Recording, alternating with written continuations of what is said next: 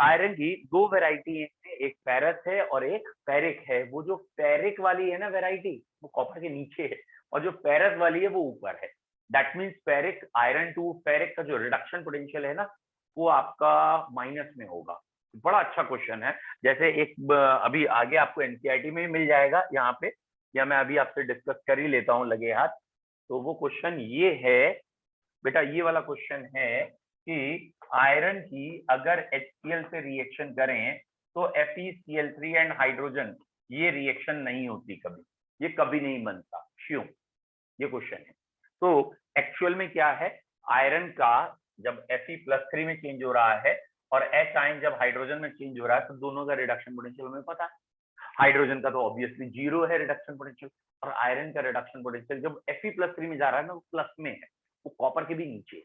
तो सिंपल भाषा में एनसीईआरटी में क्वेश्चन है, तो सिंपल भाषा में आंसर इसका दे रखा है कि hydrogen hydrogen displaces ferric ion, यानी ये रिएक्शन पीछे चली जाएगी। या आप कह सकते हैं reduction potential of iron plus 3 is more than, ये आयरन प्लस 3 का रिडक्शन पोटेंशियल हाइड्रोजन से ज्यादा है, इसलिए ये रिएक्शन पीछे चली जाएगी, ये रिड्यूस हो जाएगा और हाइड्रोजन ऑक्सीडाइज हो जाएगा। तो याद रखिएगा, आयरन की जब HCl से रिएक्शन करते हैं तो FeCl2 और हाइड्रोजन बन रहा है तो ओके चलेगा, लेकिन अगर FeCl3 और हाइड्रोजन बना दिया आप गलत हो जाओगे ड्यू टू रिडक्शन पोटेंशियल।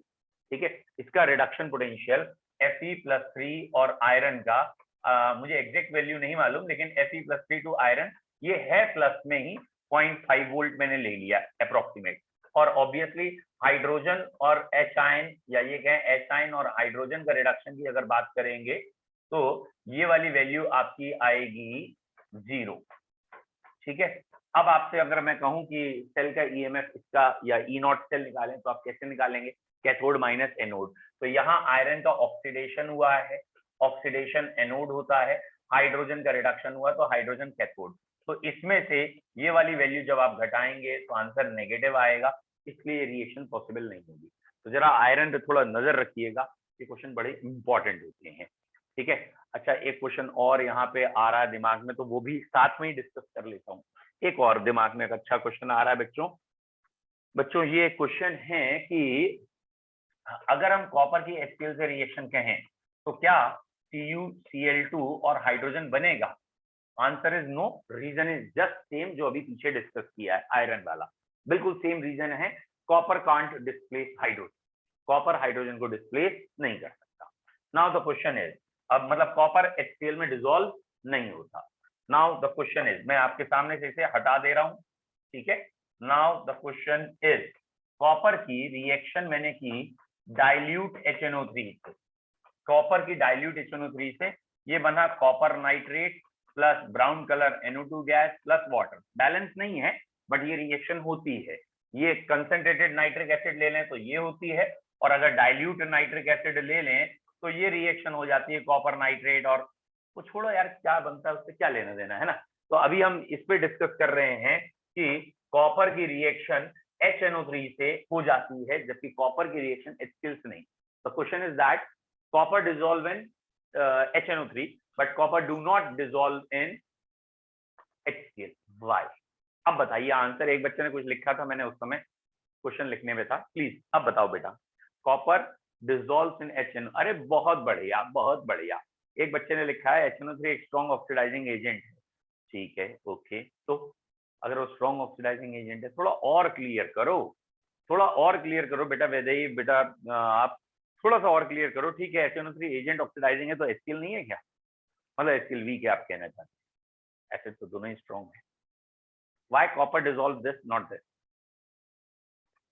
शायद एक आध बच्चे के दिमाग में आ गया हो। ध्यान से देखिए इस रिएक्शन को, ध्यान से, तो आपको लगेगा अरे इतना सिंपल क्वेश्चन है। ध्यान से देखिए, ध्यान से, बहुत ध्यान से देखिए। और इस रिएक्शन को लिखता हूं तो आपके दिमाग में एकदम क्रिस्टल क्लियर अंतर आएगा। कॉपर HCl, तो ये हो गया CuCl2 और व्हाटएवर और हाइड्रोजन।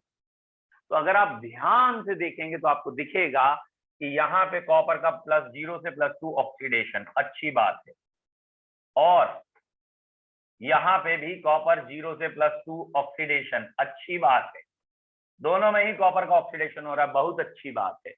लेकिन यहाँ रिडक्शन हाइड्रोजन का हो रहा है, +1 से 0, ये हाइड्रोजन का रिडक्शन हो रहा है। और ध्यान से देखिए, क्या यहाँ हाइड्रोजन का रिडक्शन है? नहीं, यहाँ नाइट्रोजन +5 में था और नाइट्रोजन +4 में आया, तो नाइट्रोजन का रिडक्शन है। और एक सरल सी बात है, कॉपर इलेक्ट्रॉन छोड़ रहा है और नाइट्रोजन ले रहा है, तो nitrogen is more electronegative. Nitrogen एक इलेक्ट्रोनेगेटिव कैटेगरी का एलिमेंट है, वो इलेक्ट्रॉन लेगा, वो रिड्यूस हो जाएगा। लेकिन कॉपर और हाइड्रोजन दोनों ही इलेक्ट्रोपॉजिटिव नेचर के एलिमेंट हैं, और हाइड्रोजन कॉपर से ज्यादा पॉजिटिव है। कॉपर नाम के लिए तो मेटल है, बट हाइड्रोजन कॉपर से भी ज्यादा पॉजिटिव है, इसलिए नीचे वाली रिएक्शन नहीं हुई। ये रिएक्शन क्यों नहीं हुई?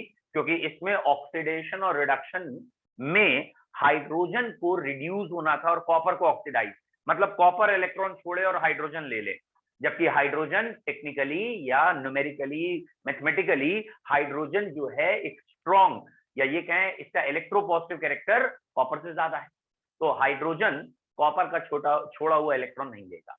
जबकि ऊपर वाली रिएक्शन क्यों हो गई? क्योंकि उसमें कॉपर और हाइड्रोजन में रिलेशन ही नहीं है, उसमें कॉपर और नाइट्रोजन में रिलेशन है। कॉपर एक मेटल है, नाइट्रोजन एक इलेक्ट्रोनेगेटिव एलिमेंट है, कॉपर इलेक्ट्रॉन छोड़ेगा, नाइट्रोजन इलेक्ट्रॉन लेगा, बिल्कुल सहमति बन रही है, इसने छोड़े इलेक्ट्रॉन ले लिए, इसलिए रिएक्शन हो गई। लेकिन एग्जामिनर आपको कहाँ कंफ्यूज कराता है? एग्जामिनर कंफ्यूज कराता है, वो कहता है कि कॉपर HCl में डिसॉल्व नहीं हुआ, HNO3 में डिसॉल्व हो गया, और आपको वहां एग्जाम में क्या लिखना होता है कि in HCl oxidation and reduction takes place between copper and hydrogen, while in HNO3 the reduction या redox reaction taking place in copper and nitrate ion. मतलब यहाँ प्योर नाइट्रोजन वर्ड नहीं बोला जाता, टेक्निकली पूरा नाइट्रेट बोला जाता है। कि भैया माइक वाला बंद कर लो यार, कान में आ रहा, सीधा लग रहा। ठीक है, चलो चलो आगे क्वेश्चन। भैया फोन है यार, क्यों सीधा कान में चिल्ला रहे हो? चलिए question number, okay that is 6 हो गया ना। 7, अब 7th एक दो बच्चों ने कहा था। अच्छा 7th में देखिए लिखा है चेक E0, मतलब 7th क्वेश्चन में जो E0 है वो पीछे की टेबल से उठा के यहाँ लिख लेना है, इसी नोट्स की टेबल में है। तो एक दो बच्चे कह रहे हैं इसका E पार्ट और F पार्ट नहीं आया, लेकिन मैं क्वेश्चन पढ़ लेता हूँ बेटा एक minute. Ascertain with a little calculation whether or not each of the following reaction will proceed to forward backward direction when all the concentration of pressure and unity। मतलब जब भी ना प्रेशर कंसंट्रेशन यूनिटी कह देते हैं तो basically कहने का मतलब होता है सिर्फ E0 सेल निकालो कि लॉग के बाद के टर्म तो 0 हो गए। लॉग कल पढ़ लिया था, है ना, लॉग के आगे नंबर, नंबर के ऊपर पावर, पावर गई पीछे, लॉग क्यों इतना खींचे, पता नहीं क्या नाटक है। वापस आओ, तो यहाँ पे पहली रिएक्शन एक E और F बच्चे ने कहा है, लेकिन मैं सारे ही डिस्कस करूंगा। पहला है क्रोमियम और कॉपर में, तो मुझे अच्छी तरीके से याद है इलेक्ट्रोकेमिकल सीरीज में chromium is quite above, or you can say the reduction potential of chromium is less than copper। तो क्रोमियम का रिडक्शन पोटेंशियल कम है, माइनस में होगा, -0.57 या 7 कुछ, और कॉपर का रिडक्शन पोटेंशियल प्लस में है। तो जिसका रिडक्शन पोटेंशियल कम होता है वो ऑक्सीडाइज होता है और वो रिड्यूसिंग एजेंट। तो पहली रिएक्शन बिल्कुल सही है, क्रोमियम ऑक्सीडाइज हुआ और उसने कॉपर को रिड्यूस कर लिया, very good. Second reaction zinc magnesium की है, और मतलब ये फॉरवर्ड रिएक्शन चलेगी, मेरा ये कहना था। सेकेंड रिएक्शन में क्या जिंक मैग्नीशियम आयन को डिस्प्लेस करेगा? एक कॉमन सेंस की बात है, magnesium is a very highly electropositive metal, ऊपर हमने इसका पोटेंशियल 2.37 के आसपास देखा है माइनस में, तो भैया जिंक मैग्नीशियम आयन को नहीं हटा सकता, मैग्नीशियम आयन जिंक को हटा सकते हैं। तो ये रहा मैग्नीशियम, ये जिंक आयन को हटा सकता है, मतलब ये रिएक्शन बैकवर्ड जाएगी, ये फॉरवर्ड नहीं जाएगी, ये बैकवर्ड जाएगी। This reaction will take place backward, तो हम इसको ऐसे लिख देते हैं बैकवर्ड, इसे लिख देते हैं फॉरवर्ड। अगला है आयरन और क्लोरीन की, और अभी हमारा डिस्कस हुआ है आयरन एक मेटल है, इलेक्ट्रॉन छोड़ेगा, क्लोरीन एक नॉन मेटल, इलेक्ट्रॉन लेगा, फॉरवर्ड रिएक्शन चलेगी। फिर है आयरन +2 क्लोरीन। अरे यार इन दोनों में अंतर क्या है? मुझे लग रहा है इन दोनों में सिर्फ इतना अंतर है, ये फेरस से फेरिक गया है और क्लोरीन, देखो भाई जहां तक मुझे ध्यान आ रहा है आयरन फेरस फेरिक, अब इसकी E0 वैल्यू पीछे से देख लेंगे, फेरस और फेरिक एक बार देखना पड़ेगा पीछे से E0, लेकिन but I am very sure ferrous to ferric भी इतना ज्यादा होगा, मतलब इतना होगा कि वो इलेक्ट्रॉन क्लोरीन को दे दे। बट इसकी वैल्यूज एक बार फेरस टू फेरिक पीछे से अभी चेक कर लेंगे, पीछे से नहीं करेंगे, मुझे याद है अगली शीट में क्वेश्चन है, मैं उससे भी प्रूफ कराता हूँ। एक मिनट, डी पार्ट को छोड़ते हैं। अगला है सिल्वर कॉपर को, नहीं भैया ये आपको मालूम होना चाहिए कि कॉपर का रिडक्शन पोटेंशियल है 0.34, सिल्वर का नियरली 0.80। तो कॉपर भाई रिडक्शन पोटेंशियल में ज्यादा है, तो copper will get easily, copper का रिडक्शन पोटेंशियल कॉपर का रिडक्शन पोटेंशियल सिल्वर से कम है, 0.34 इज लेस देन 0.80। तो कॉपर का रिडक्शन पोटेंशियल सिल्वर से कम है। दैट मीन्स रिड्यूस कौन होगा? सिल्वर, और ऑक्सीडाइज कौन होगा? कॉपर। तो यहाँ सिल्वर +1 से 0 रिड्यूस हुआ है और कॉपर 0 से, तो ये बैकवर्ड रिएक्शन। तो भैया एक क्वेश्चन ई जिस बच्चे ने पूछा था पहले वो बताए, क्या ई समझ में आया है, या मैं अगर जल्दी निकल रहा हूं तो बताओ, मैं थोड़ा स्लोली बताऊंगा। हाँ, तो हाँ बेटा 7th का ई क्लियर है, वेरी गुड। और एक बच्चा अनम्यूट होकर कुछ बोला था, वो फिर से बोल दे बेटा, मैं नहीं सुन पाया। ये पूरे हिंदुस्तान में लागू हो। बेटा आपका आवाज कम आई मेरे को, फिर से बता दीजिए। फिर से बताने के लिए कह रहा है सर। बेटा आपके यहाँ थोड़ा सा शोर हो रहा है लगता है, पता नहीं क्यों, लेकिन छोड़िए, आपका इतना समझ में आ गया, आपने कहा फिर से बता दो। तो 7th का ई पार्ट में एक बार फिर बताता हूँ थोड़ा स्लोली। ये है कि सिल्वर आयन जो होता है ना, सिल्वर से सिल्वर आयन, या उल्टा कहना चाहिए सॉरी, ये कि सिल्वर आयन से सिल्वर का रिडक्शन पोटेंशियल थोड़ी देर के लिए 0.80 वोल्ट मान लिया, और ऐसे कॉपर आयन से कॉपर का रिडक्शन पोटेंशियल हमने मान लिया 0.34 वोल्ट होता है, दोनों ही प्लस में है।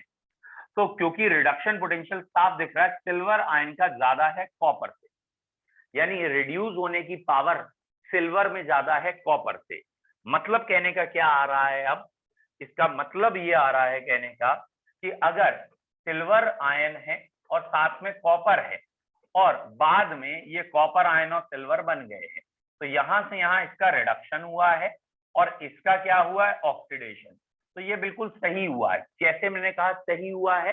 क्योंकि रिड्यूस होने की पावर सिल्वर में ज्यादा थी, ये 0.80 था, और सिल्वर के सामने कॉपर की रिड्यूस होने की पावर कम थी, इसका मतलब ऑक्सीडाइज होने की पावर ज्यादा है। फिर भी नहीं समझ में आया हो तो हम इस सेल का ई नॉट सेल निकालते हैं, यानी ई नॉट कैथोड और ई नॉट एनोड माइनस करते हैं। ई नॉट कैथोड यानी जिसका रिडक्शन हुआ है वो ये है, और ई नॉट एनोड जिसका ऑक्सीडेशन हुआ है वो ये है, और ब्रैकेट ओपन करने के बाद 80 में से 34 या 0.80 में से 34 घटाना है। फिलहाल आंसर प्लस में आ रहा है, अगर ई नॉट सेल प्लस में आता है तो वो रिएक्शन हो जाती है। मतलब जो उन्होंने दो वैल्यूज दे रखी हैं उन दो वैल्यूज से ये रिएक्शन चलेगी। फिर भी मैं आपको बार बार कह रहा हूं, आप एक ही चीज फोकस किया करिए कि रिड्यूस किसे होना है, ठीक है। यहाँ उन्होंने जो दोनों वैल्यूज दी हैं उसमें सिल्वर का, यानी सिल्वर आयन से सिल्वर का रिडक्शन पोटेंशियल ज्यादा है, यानी रिड्यूस होने की पावर सिल्वर में ज्यादा है।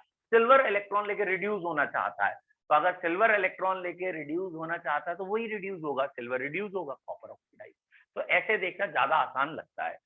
बेटा जिसने भी कहा था फिर से बताइए, वो आप लिख के बताना, तुम यार अपना अनम्यूट मत होना, तुम खाली लिख के बताओ, समझ में आ गया तो 1, नहीं आया तो 2, जो भी था तो, है ना। तो फिर अनम्यूट होगा तो बड़ा तेजी से आवाज आती है तेरे यहाँ। हाँ जी क्लियर है? जिसने पूछा था दोबारा बताओ, क्लियर है, वेरी गुड। नेक्स्ट 7th भी देख लेते हैं। हाँ अब बेटा 7th क्वेश्चन जो है ना, ये थोड़ा सा लिटिल बिट मोर ट्रिकी इन्होंने कर दिया है, लग रहा है। नहीं मोर ट्रिकी नहीं किया।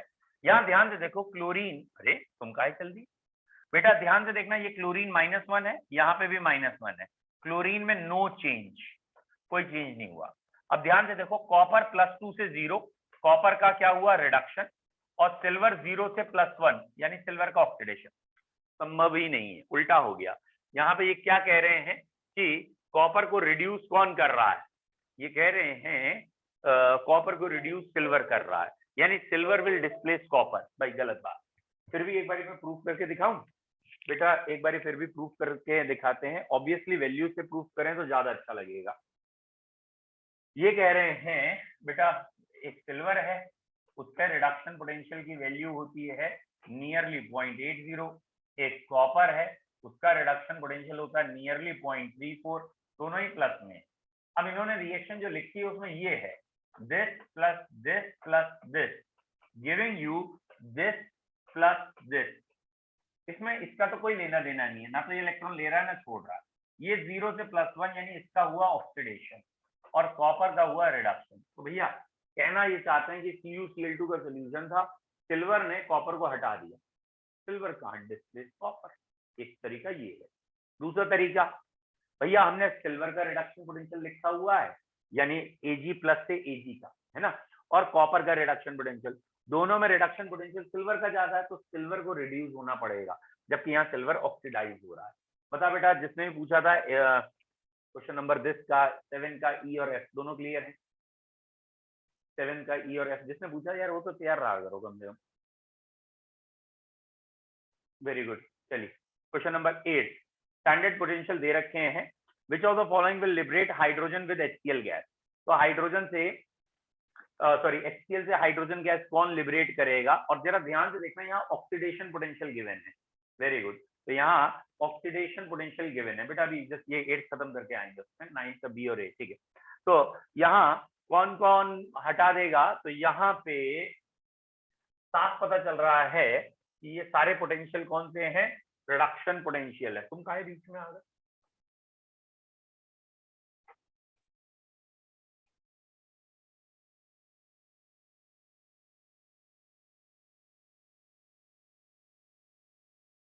ओहो, चलिए यहाँ पे ये क्वेश्चन में कहा गया है बेटा, ये वाली दो वैल्यू प्लस वाली, ध्यान से देखो, ये ऑक्सीडेशन पोटेंशियल। तो हाइड्रोजन के सामने, मतलब अगर हमें ये रिएक्शन करानी है, अगर हमें ये रिएक्शन करानी है कि हाइड्रोजन डिस्प्लेस हो, तो वो HCl से H2 गैस बनेगी, तभी तो डिस्प्लेस होगा। और यहाँ जो भी मेटल है निकेल, उसे निकेल +2 में जाना होगा। तो बेसिकली निकेल का ऑक्सीडेशन होना है और हाइड्रोजन का रिडक्शन होना है। तो जहां जहां अगर हम इस समय, क्योंकि सारे मुझे ऑक्सीडेशन पोटेंशियल दिख रहे हैं, तो मैं सिर्फ ऑक्सीडेशन पोटेंशियल को फोकस करूंगा कि जिसका ऑक्सीडेशन पोटेंशियल ज्यादा है वो ऑक्सीडाइज होगा। हाइड्रोजन का रिडक्शन होना है तो दूसरे एलिमेंट का ऑक्सीडेशन होना है, और दूसरे एलिमेंट का ऑक्सीडेशन पोटेंशियल हाइड्रोजन के ऑक्सीडेशन पोटेंशियल से ज्यादा होना चाहिए।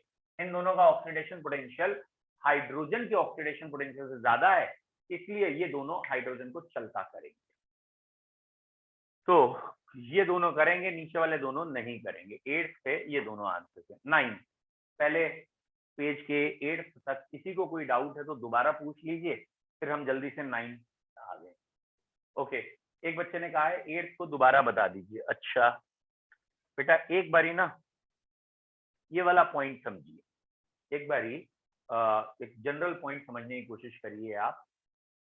दैट इज, जनरल पॉइंट क्या है? मान लो एक छोटा सा बच्चा है, छोटा सा बच्चा है, ठीक है, और ये खेल रहा है, और इसे खेलते खेलते 2000 रुपए का नोट पड़ा हुआ दिखा, और इसने नोट उठा लिया, क्योंकि उस समय और कोई था नहीं, ये अकेला था, इसने नोट उठा लिया, कोई बात। लेट सपोज यहाँ एक कोई बड़ा आ गया, आप पहुंच गया, कोई और पहुंच गया, ठीक है, ये 2000 का नोट अभी इसके पास है, और आपको मालूम है आप पावरफुल, आप ज्यादा स्मार्ट। अब क्योंकि आप ज्यादा पावरफुल हो, तो नोट आपके पास, बच्चा वापस ग्राउंड स्टेट में, ठीक है, नोट आपके पास, बच्चा ग्राउंड स्टेट, यानी जैसे पहला था वैसे हो जाएगा। पॉइंट या कहानी का सारांश समझना बेटा, more powerful always displaces less powerful, but in the same field, in the same field याद रखना। मतलब अगर दो एलिमेंट्स हैं, एक इलेक्ट्रोपॉजिटिव दूसरा भी इलेक्ट्रोपॉजिटिव, और हम इलेक्ट्रोपॉजिटिव बिहेवियर कंपेयर कर रहे हैं इन दोनों का, तो जो भी ज्यादा इलेक्ट्रोपॉजिटिव होगा, इलेक्ट्रोपॉजिटिव का मतलब क्या है? What is the meaning of electropositive? कि वो इलेक्ट्रॉन छोड़ सकता है। तो अगर दोनों मौजूद हैं इलेक्ट्रोपॉजिटिव, तो जो ज्यादा इलेक्ट्रोपॉजिटिव होगा वही इलेक्ट्रॉन छोड़ेगा, कम इलेक्ट्रोपॉजिटिव वाले को उसका छोड़ा हुआ इलेक्ट्रॉन लेना पड़ेगा, ठीक है। फिर सोचिए, दो इलेक्ट्रोनेगेटिव एलिमेंट है, जैसे फ्लोरीन है और क्लोरीन है, दो इलेक्ट्रोनेगेटिव, और दोनों इलेक्ट्रॉन लेने के लिए दौड़ेंगे, इलेक्ट्रोनेगेटिव रन फॉर गेनिंग या और एक्सेप्टिंग द इलेक्ट्रॉन। कौन इलेक्ट्रॉन लेगा? तो इलेक्ट्रॉन वो जल्दी लेगा जो ज्यादा इलेक्ट्रोनेगेटिव। तो इस समय इलेक्ट्रॉन छोड़ना किसे पड़ेगा? जो लेस इलेक्ट्रोनेगेटिव है वो इलेक्ट्रॉन छोड़ेगा, और मोर इलेक्ट्रोनेगेटिव इलेक्ट्रॉन ले लेगा, और इलेक्ट्रॉन लेते ही वो आयन बन जाएगा, F नेगेटिव बन जाएगा, और Cl नेगेटिव ने इलेक्ट्रॉन छोड़ा होगा, तो Cl के बाद वो 2000 का नोट था जो इनने छीन लिया। तो हमेशा ध्यान रखना है more powerful displaces less powerful, और ये सेम लेवल में बातें होती हैं। मतलब इलेक्ट्रोपॉजिटिव को डिस्प्लेस करते हैं, मेटल को डिस्प्लेस करते हैं, नॉन मेटल्स को electronegative more electronegative less electronegative. तो ये जरा ध्यान रखना है कौन किसे डिस्प्लेस कर रहा है और इसका मतलब क्या है। एक बारी मतलब समझो, ये लिखा है मैंने ZnCl2, यहाँ जिंक के साथ क्लोरीन, और ये जिंक +2 में एग्जिस्ट कर रहा है। मैंने कहा मैंने कॉपर की रॉड डाल दी, तो आप जरा ध्यान से समझने की कोशिश करो, ये चार्जेस थोड़ी, ये बना कॉपर का CuCl2 और जिंक। क्या ये संभव है, क्या ये संभव है कि भाई सरल भाषा में कॉपर ने जिंक को डिस्प्लेस कर दिया, जो कि नहीं हो सकता। लेकिन समझो इसको कि एग्जाम में यही इजी क्वेश्चन जब दो अलग अलग नाम होते तो हमसे गलती क्या होती। तो यहाँ पे जरा ध्यान से समझो कि कॉपर का रिडक्शन पोटेंशियल होता है, रिडक्शन पोटेंशियल कॉपर का 0.34 प्लस में, और जिंक का रिडक्शन पोटेंशियल है -0.7। दोनों का रिडक्शन पोटेंशियल गिवन। ऑब्वियसली जिसका रिडक्शन पोटेंशियल ज्यादा है वो रिड्यूस होगा, तो यहाँ पे इन दोनों रिडक्शन पोटेंशियल में ये रिडक्शन पोटेंशियल ज्यादा है तो ये रिड्यूस होगा, जबकि यहाँ रिड्यूस कौन होता हुआ दिख रहा है, +2 से 0, जिंक रिड्यूस होते हुए दिख रहा है। ये संभव ही नहीं है, इसलिए ये रिएक्शन नहीं होता। क्या है, ये वाला क्वेश्चन आपको तुरंत समझ में आ जाता है। क्यों? क्योंकि ये 6ठे या 8वें से पढ़ाया जा रहा है कि सिल्वर के नाइट्रेट का सोल्यूशन है, कॉपर की चम्मच डाल दी, जिंक सल्फेट का सोल्यूशन है, सिल्वर की चम्मच डाल दी, क्या होगा, ये तो तुम्हें आ रहा है मेटल के नाम।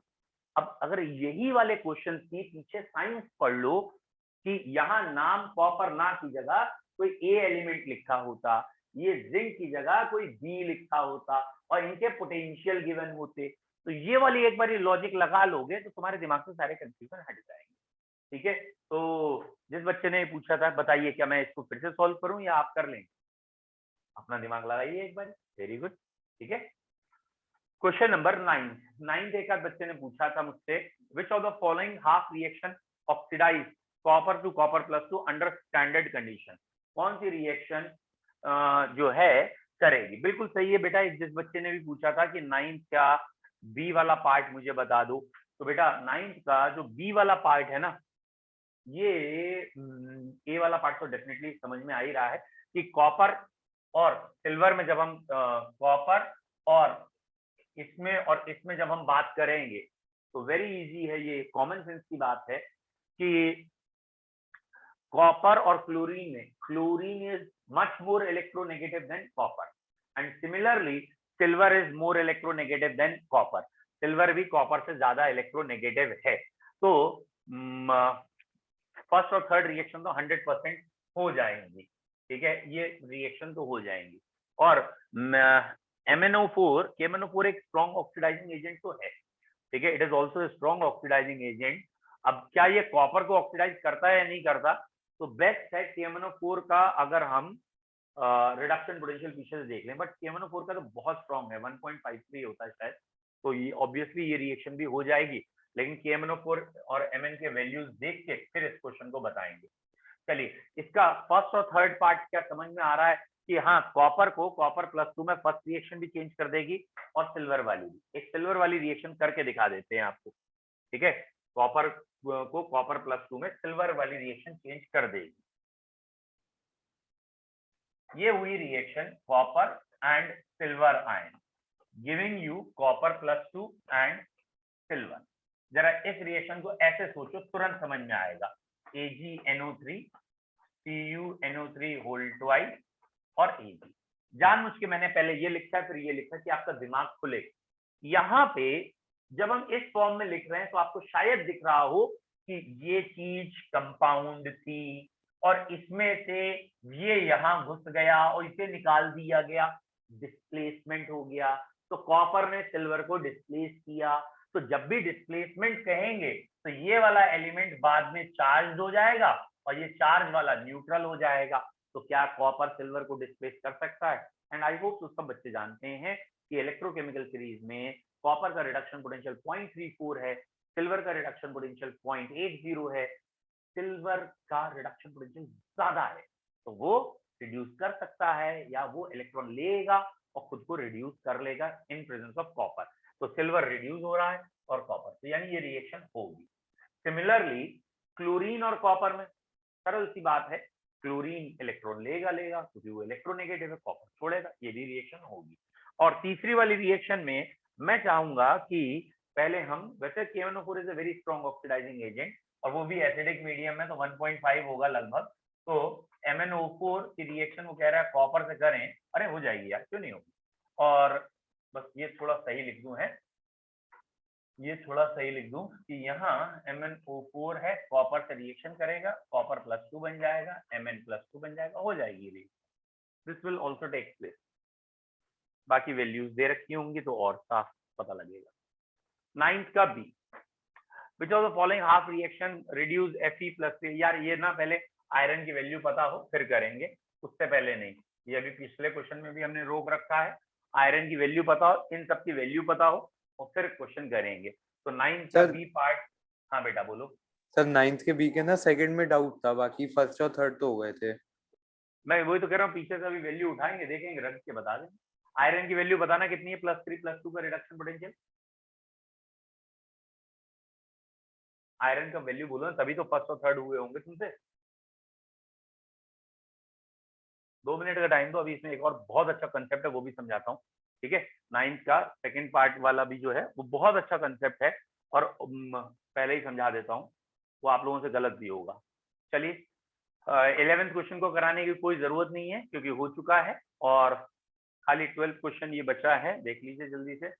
whether the standard condition of following reaction is possible or not, will iron reduce Fe+3 to +2, will iron reduce ferric to ferrous। ये भी करा देता हूं मैं, पहले आपको यही कराता हूँ, ठीक है।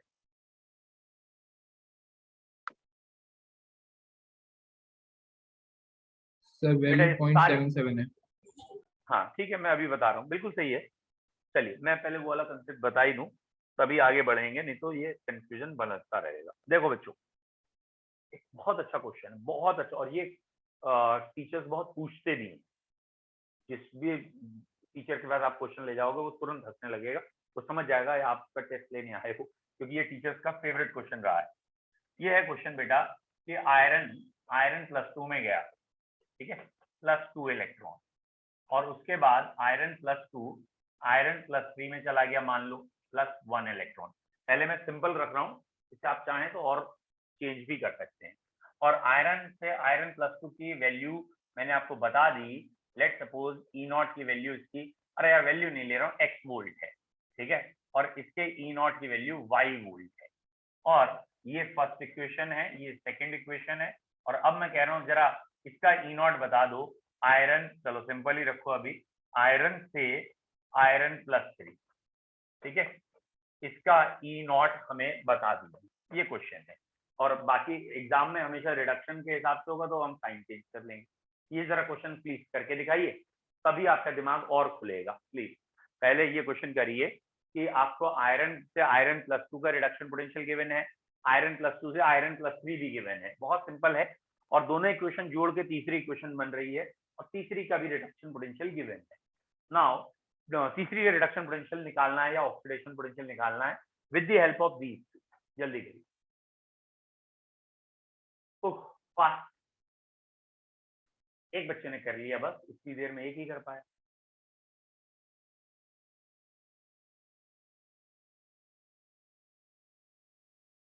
दो बच्चों ने अभी तक मुझे आंसर दिया है खाली।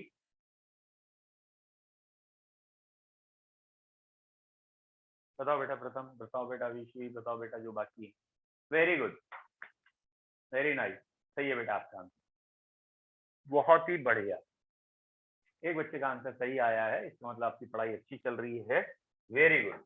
देखो बच्चों, क्या है क्वेश्चन और क्या है आंसर, ठीक है।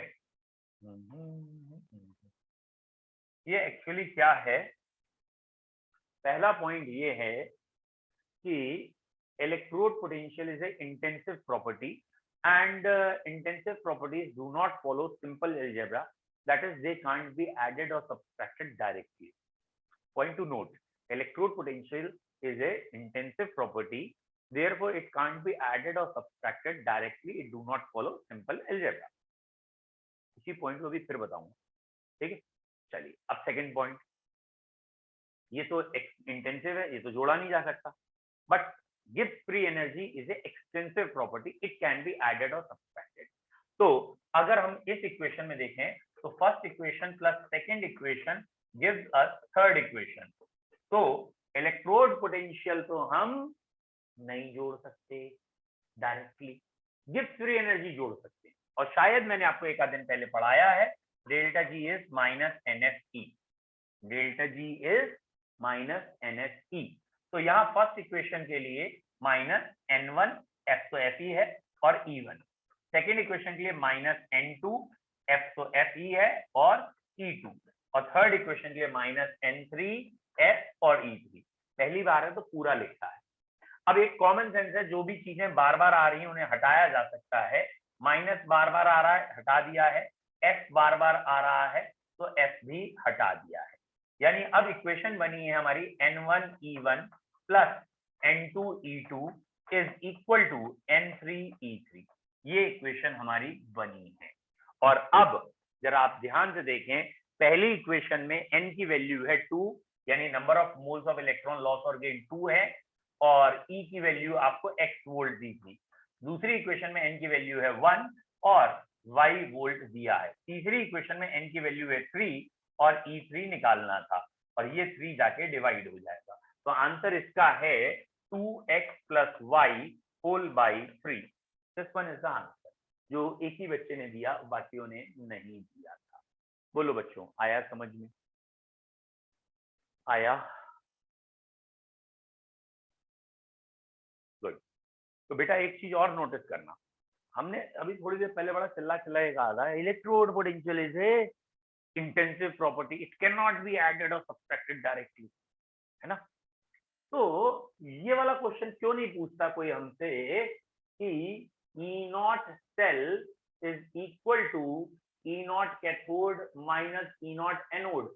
ये भी तो सिंपल एडिशन या सब्ट्रैक्शन है, ये भी तो सिंपल अलजेब्रा है, दो अलग अलग इक्वेशंस की, ये भी तो सिंपल सब्ट्रैक्शन या एडिशन जो भी कहें, ऑक्सीडेशन रखें रिडक्शन रखें, तो ये भी तो सिंपल एडिशन है। और यहाँ सिंपल एडिशन करने तुमने मना कर दिया, जहां कह रहे हो सिंपल एडिशन कर लो, क्यों? रीजन आया किसी के दिमाग में? ये भी सही है, अरे क्वेश्चन हो रहे, ये भी सही है, ध्यान लगाओ, शायद एक आध बच्चा समझ गया, शायद। अगर कोई इक्वेशन टोटली बैलेंस है, अरे हट हाल्ट ब्रेक, अगर कोई इक्वेशन टोटली बैलेंस है, यानी उसमें लॉस 6 इलेक्ट्रॉन का और गेन भी 6 इलेक्ट्रॉन का है, लॉस और गेन बराबर हो चुके हैं, तो गारंटेड N1 N2 और N3 की वैल्यू सेम होगी। और अगर N1 N2 और N3 सब सेम है तो ये सारे N भी हट जाएंगे, और फिर सिंपल इक्वेशन रह जाएगी E1 + E2 = E। यानी ये जो सिंपल अलजेब्रिक एडिशन हम कर सकते हैं, करते हैं, कब करते हैं? जब लॉस और गेन ऑफ इलेक्ट्रॉन बराबर। अब जरा ध्यान से देखना, इस इक्वेशन बेटा अगर लॉस और गेन ऑफ इलेक्ट्रॉन बराबर होगा तो फाइनल इक्वेशन में कोई भी फ्री इलेक्ट्रॉन नहीं दिखेगा, जबकि इस इक्वेशन में आखिरी स्टेप में जिसका हमें E0 निकालना है उसमें 3 इलेक्ट्रॉन दिख रहे हैं। दैट मीन्स लॉस और गेन कैंसिल नहीं हुए, that means N1 N2 N3 अभी कैंसिल नहीं, इक्वल नहीं। तो अगर किसी क्वेश्चन में N1 N2 N3 बराबर हैं, तो यही वाला फॉर्मूला सिंपल अलजेब्रा बन जाता है, that is E1 + E2 = E3 हो जाएगा। लेकिन अगर वो लॉस और गेन ऑफ इलेक्ट्रॉन कैंसिल नहीं हो रहे हैं तो भैया ये N1 E1 + N2 E2 = N3 E3 होगा। तब कौन सा लगाना है? जब भी आपको रिजल्टेंट फाइनल इक्वेशन में इलेक्ट्रॉन दिख जाए, चाहे रिएक्टेंट में या प्रोडक्ट में, दैट मीन्स सारे कैंसिल नहीं हुए, तब आपको N1 E1 N2 E2 N3 E3 लगाना है। और जब भी आपको रिजल्टेंट इक्वेशन फाइनल इक्वेशन में कोई फ्री इलेक्ट्रॉन ना दिखे, ऊपर अलग अलग इलेक्ट्रॉन दिख रहे थे वो कैंसिल आउट हो रहे हैं, अब N1 E1 मतलब सारे N इक्वल हो चुके हैं, फर्स्ट सेकंड थर्ड के। अब सिंपल जो भी इक्वेशन जोड़ रही हैं उनके E1 E2 जोड़ के E3 के इक्वल रख। आ गया ये वाला कंसेप्ट समझ में बेटा? बताओ जल्दी से। ठीक है, इस कंसेप्ट को जरा याद रखिएगा, ये बहुत इंपॉर्टेंट है। ठीक है, बस आपके बैच में थोड़े से दिनों से एक दो ही प्रॉब्लम मुझे दिख रही है। आदित्य, ध्रुव, कार्तिक और प्रथम, अविशी, ये 5 या कभी कभी संजना 6 या मतलब 1 या 2 नाम मुझे और याद आएंगे अगर मैं थोड़ा दिमाग को जोड़ डालूंगा। अभी फारकी ने जैसे दिया 7 आया 8, और इस मीटिंग में अभी भी मुझे उम्मीद है 30 के आसपास, या अच्छा आज तो 19 ही है। और ये जो बाकी हैं जैसे अनमोल अग्रवाल बैठे हैं, अंश वर्मा हैं, अरुषि ने एक आध जवाब दिया है, आयुष गंगवार बैठे हैं, इन्होंने टाइप करके 1-2 बार ही लिखा है, मतलब टाइप ही यूजुअली बच्चे कर रहे हैं। तो मुझे टाइप में ध्रुव, कार्तिक और अविशी का एक ही बार, और आदित्य का एक आध बारी, पार्थी का आया है, नहीं पार्थी का टाइप नहीं आया, सॉरी, वो प्रथम ग्रोवर और संजना का आया है, सात्विक का आया है एक बारी आज। तो ये जो बाकी बैठे हैं ना, मैं ये कह रहा हूँ तनिष्का वर्मा, विजय बकीन, श्रेया वर्मा, या उससे पहले कौन हुआ, पार्थी, उससे पलाक्षी, उससे पहले पलाक्षी से पहले चेतना, उससे पहले 1-2 और हैं, दैट इज अरुषि जैन, अंश, अनमोल। ये भैया मतलब क्या चाहते हैं जी, क्यों नहीं बोलते, मैं ये कहना चाहता हूँ। आप ना तो 1 कहता हूँ टाइप करने के लिए, उसमें आपने कुछ भी टाइप किया, क्योंकि ये नंबर लिख के आ रहे हैं ना कि किसने चैट्स में कितनी बार क्या क्या नंबर ऑफ चैट्स आती है लिख के। तो ये बच्चे जो चैट्स में जवाब भी नहीं देना चाह रहे, तो एकदम क्लियर कट पता लग रहा है आप यहाँ अटेंडेंस लगा रहे हो इसका, क्योंकि आप कभी कुछ नहीं लिख रहे हो, कभी कुछ पूछ नहीं रहे हो, और यही 5-6 बच्चे अगर पूछ रहे हैं तो इट इज वेरी मतलब अच्छी सिचुएशन नहीं है आप लोगों के लिए। मैं कह रहा हूँ जो बच्चे जवाब नहीं दे रहे, मैं उनसे एक बार कह रहा हूँ बेटा अलर्ट हो जाओ। और ये 1 और 2 टाइप कराने का मेन रीजन ये होता है कि आप क्लास में अलर्ट रहें। और ऑब्वियसली हमारे पास, हाँ बेटा संजना अभी टेस्ट के बारे में डिस्कस करते हैं, होपफुली टेस्ट आगे पीछे करेंगे। एक आध बच्चा कह रहा है कुछ तो गलत हो रहा है, पता नहीं क्या कह रहा है। सात्विक बोलो बेटा क्या कहना चाह रहे हो। पास सात्विक, ओके। तो बेटा अगर आप लोग ऐसे आंसर नहीं देंगे तो ऑब्वियसली मुझे आपके पेरेंट्स को तो एटलीस्ट बताना ही पड़ेगा ना कि ये बच्चे मीटिंग में होते हैं, अटेंडेंस तो लगती है, फीस भी आ रही है इनकी, बट ये कुछ कर नहीं रहे, इनसे मेरे से उम्मीद मत रखिएगा, है ना। हाँ पार्थी आपका तो एक आया है, सिर्फ एक आया है। ओके चलिए, have a nice time, bye. Sir हाँ टेस्ट नहीं है कल। नहीं, मैं वो नहीं कह रहा था। टेस्ट संडे को रख लीजिए। हाँ कल नहीं है फिलहाल, कल नहीं है, परसों हो या संडे को, ठीक है।